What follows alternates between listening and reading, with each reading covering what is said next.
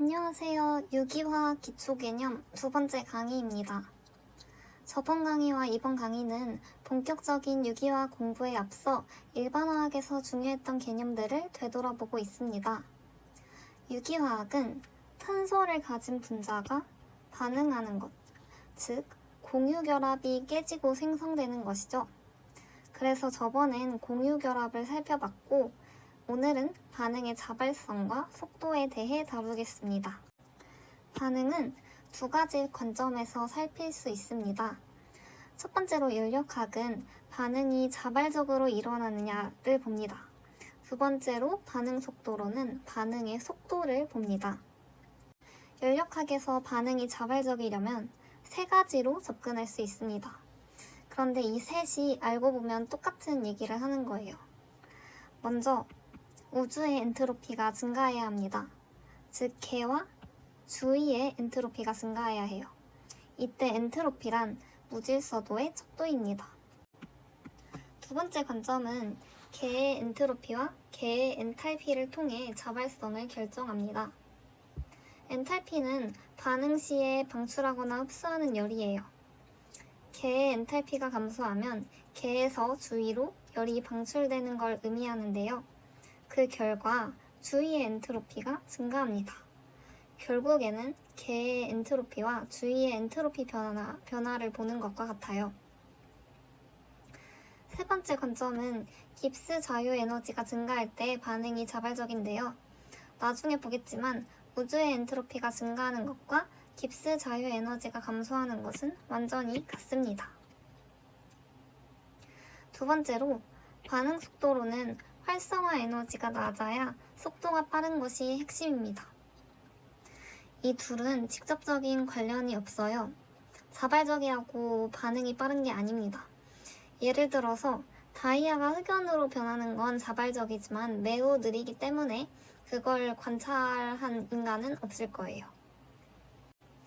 그럼 연력학과 반응 속도론을 하나하나 자세히 살펴볼까요? 먼저 연력학은 반응이 자발적인 조건을 보죠. 그리고 알고 보면 똑같은 세 가지 접근법이 있다고 했습니다. 그 첫 번째가 우주의 엔트로피, 즉 개와 주위의 엔트로피가 증가해야 반응이 자발적입니다. 이때 엔트로피란 간단하게 생각하면 무질서한 정도예요. 그러면 먼저 이게 어떤 느낌인지 감을 잡기 위해서 개의 엔트로피를 볼게요. 반응을 했을 때 반응 전보다 분자수가 많아지면 더 무질서해지겠죠. 그리고 또 고리보다는 선형이 엔트로피가 커요. 뭔가 딱 직관적으로 봤을 때 고리는 고정되고 얽매인 그런 느낌이니까요. 예를 보면 이렇게 고리가 선형이 될 때, 또 반응 전엔 2몰인데 반응 후엔 3몰이죠. 이런 식으로 분자수가 커지면 개의 엔트로피가 커집니다. 이번에는 주위의 엔트로피를 볼게요. 주위의 엔트로피는 다르게 표현하면 이 식과 같아요. 이때 이 H는 엔탈피인데요. 엔탈피는 반응 시에 개에서 흡수하거나 방출하는 열입니다. 그러면 이 식이 T분의 마이너스 델타 HK인데 먼저 분자부터 생각을 해볼게요. 어떤 반응을 했을 때 개에서 열이 방출되면 주위의 엔트로피가 커집니다. 왜냐하면 개에서 주위로 열이 이동하면 주위의 온도가 증가하겠죠. 그러면 무질서한 운동도 증가하기 때문에 엔트로피도 커지게 되는 것입니다. 이번에는 분모를 볼게요. 같은 열이 방출되어도 만약에 주위의 온도가 낮았다면 엔트로피가 더 크게 변화하겠죠.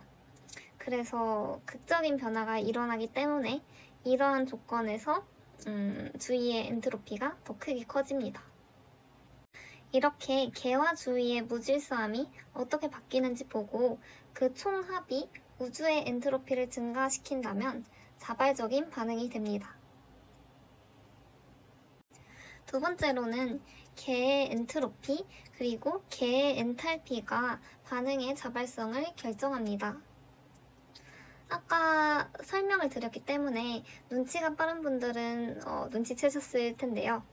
이거는 결국에 개의 엔트로피와 주위의 엔트로피를 고려하는 것과 같습니다. 먼저 개의 엔트로피는 아까 설명을 했을 때 분자수가 커지거나 고리가 선형이 되는 등 무질서해질 때 증가하겠죠. 이번에는 개의 엔탈피를 봅시다. 엔탈피는 뭐라고 했죠? 반응 시에 개에서 흡수하거나 방출하는 열을 말했죠.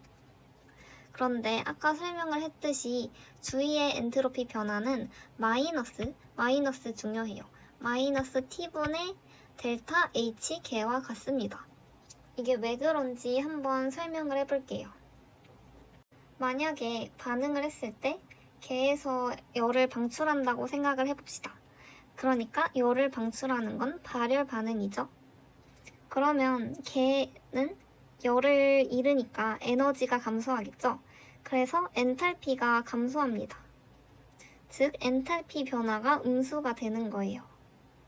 그런데 만약에 열을 주위로 방출을 했으면 반대로 주위는 열을 얻으니까 온도가 높아져서 무질서한 운동을 많이 해서 주위의 엔트로피는 증가하게 되는 거죠. 이번에는 열을 흡수하는 반응, 그러니까 흡열 반응에 대해 생각해 봅시다. 이 경우에는 열을 흡수하니까 에너지가 증가하기 때문에 개의 엔탈피 변화는 양수가 되고, 주위는 반대로 이번에는 열을 빼앗기기 때문에 온도가 낮아져서 무질서한 운동 정도가 감소해서 엔트로피가 낮아지게 되겠죠. 이번에는 그래프로 한번 볼게요. 발열 반응에서는 열을 방출하기 때문에 포텐셜 에너지가 감소하겠죠. 그래서 이렇게 됩니다. 흡열 반응에서는 열을 흡수하기 때문에 포텐셜 에너지가 증가해서 이런 그래프를 가지게 되겠죠. 그렇다면 반응이 언제 열을 방출하고 언제 열을 흡수할까요?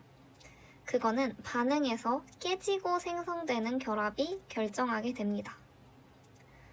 첫 번째 강의에서 공유 결합이 형성되면서 에너지가 낮아진다고 했죠.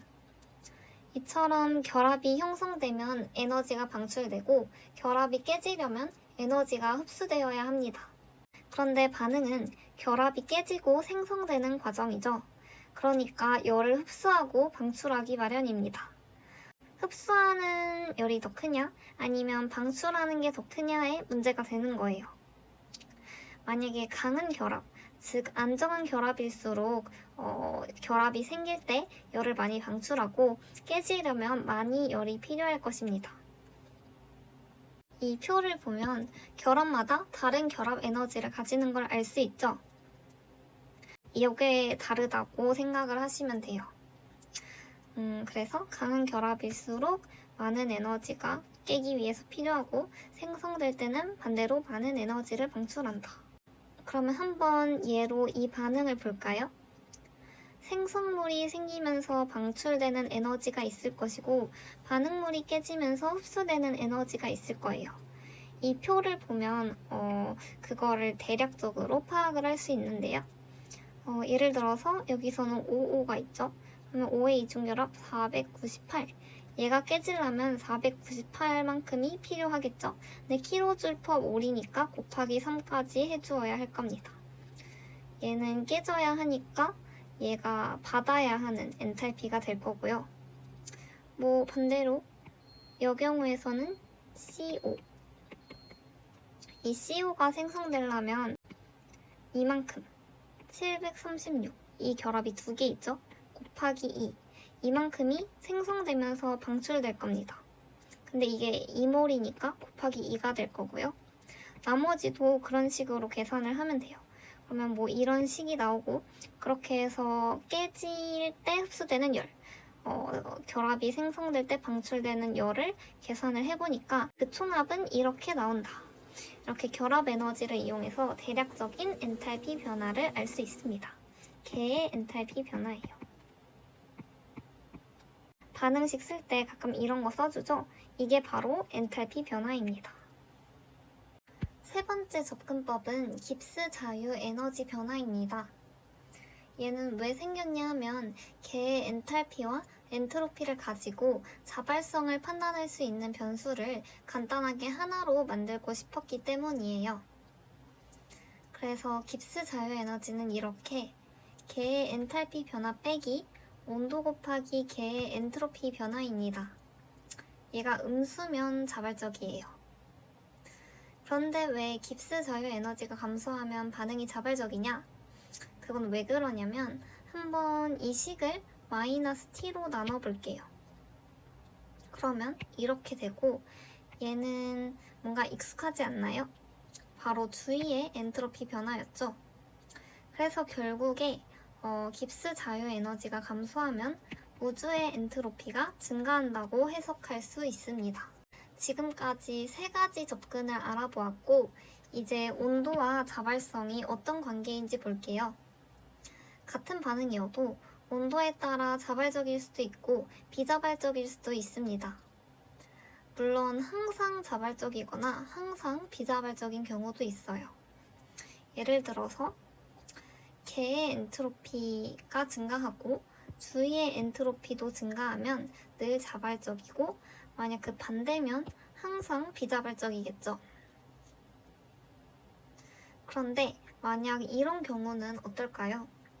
개의 엔트로피는 증가하는데 주위의 엔트로피는 감소하는 거죠. 그러면 얘는 어떤 온도에서는 자발적이고 어떤 온도에서는 비자발적이게 됩니다. 주위의 엔트로피는 이런 식이었죠.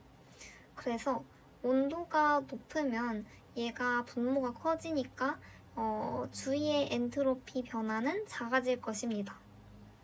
얘는 아까도 다른 방식으로 설명을 한 적이 있는데 주위의 온도가 높으면 개에서 열을 방출해도 큰 변화가 없겠죠. 혹은 반대로 주위의 온도가 충분히 높다면 열을 좀 빼앗겨도 뭐 별 차이가 없어요. 그래서 어쨌든 간에 온도가 높으면 같은 열이 바뀌어도 변화가 적기 때문에 주위의 엔트로피 변화가 미미해요. 별로 영향을 주지 못합니다. 그래서 개의 엔트로피 변화에 영향력이 커지고 그래서 결국에는 우주의 엔트로피 총합은 증가하는 방향이 되고 그러면 자발적인 반응이 될 것입니다. 그래서 온도가 높을 때 자발적이다. 반대로 온도가 낮을 때는 같은 열이 흡수되거나 방출되었을 때 큰 변화가 나타나기 때문에 주위의 영향력이 강해져서 그때는 비자발적인 반응이 되겠죠. 개의 엔트로피가 감소하고 주위의 엔트로피가 증가하는 경우에도 똑같이 생각을 해주면 됩니다. 이때는 주위의 엔트로피 변화가 커야 자발적이겠죠. 왜냐하면 그때 엔트로피가 증가하니까요. 그러려면 온도가 낮아야겠죠. 그래야 주위의 엔트로피 변화가 극적일 테니까요. 그래서 이 경우에는 온도가 낮을 때 자발적인 반응이 됩니다. 이런 식으로 온도는 어떤 반응의 자발성에 영향을 줄 수 있습니다. 지금까지 연력학 배운 거 가지고 한번 이 반응이 대충 자발적인지 비자발적인지 예측을 해봅시다. 먼저 개의 엔탈피를 생각을 해볼게요.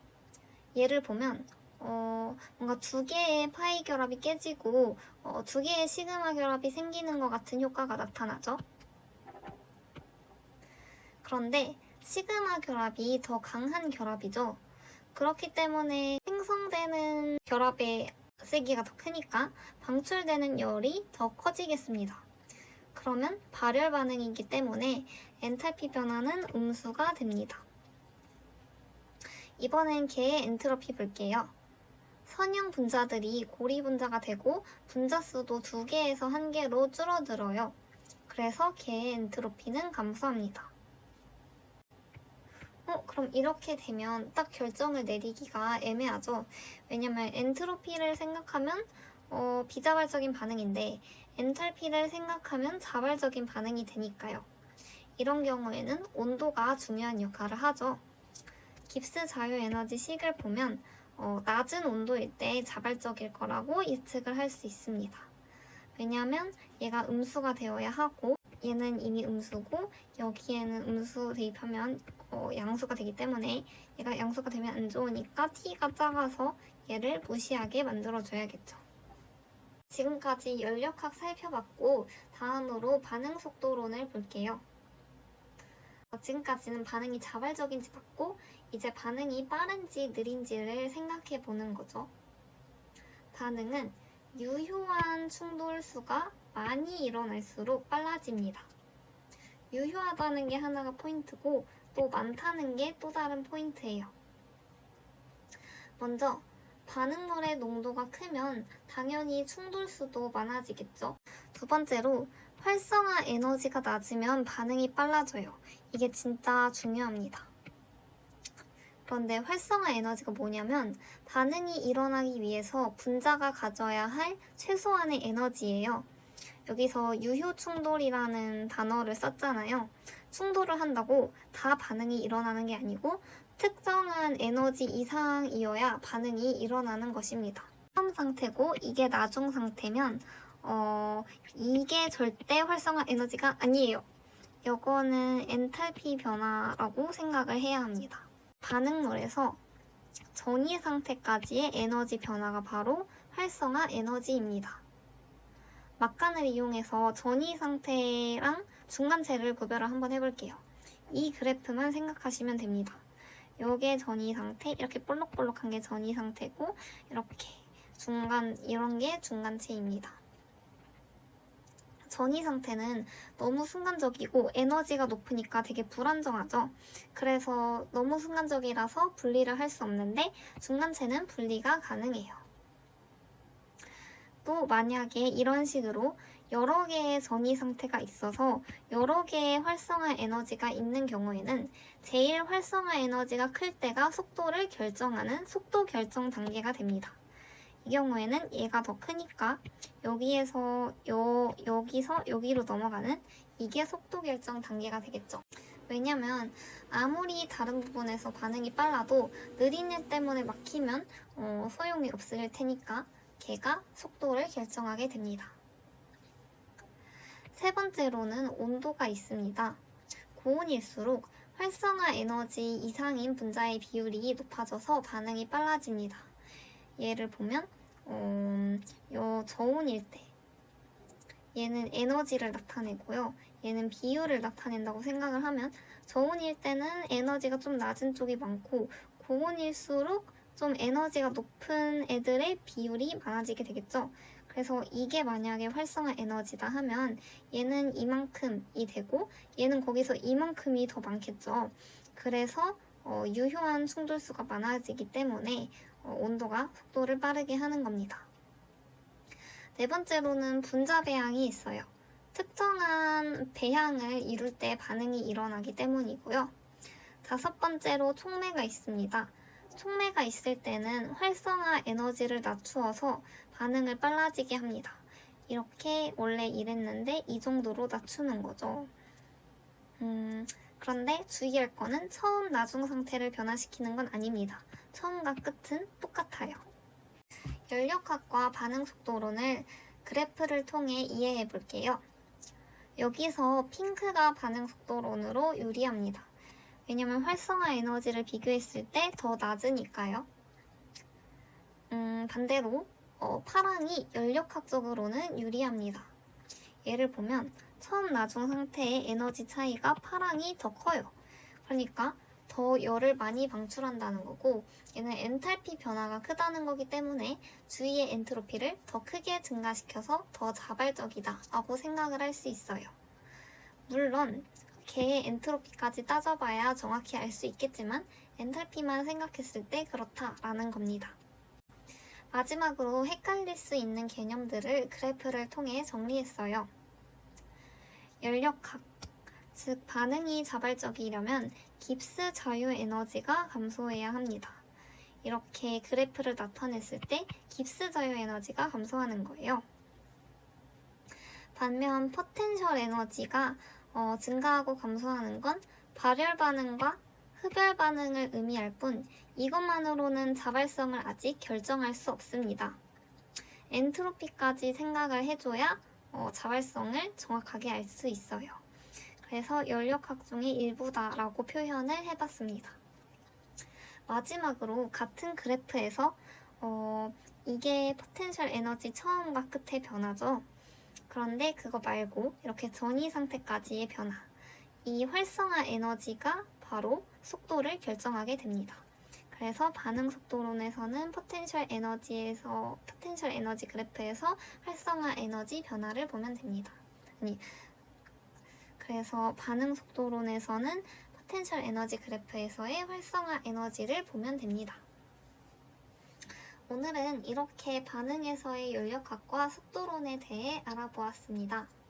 다음 시간부터는 본격적인 유기화학 강의를 시작하겠습니다. 수고하셨습니다.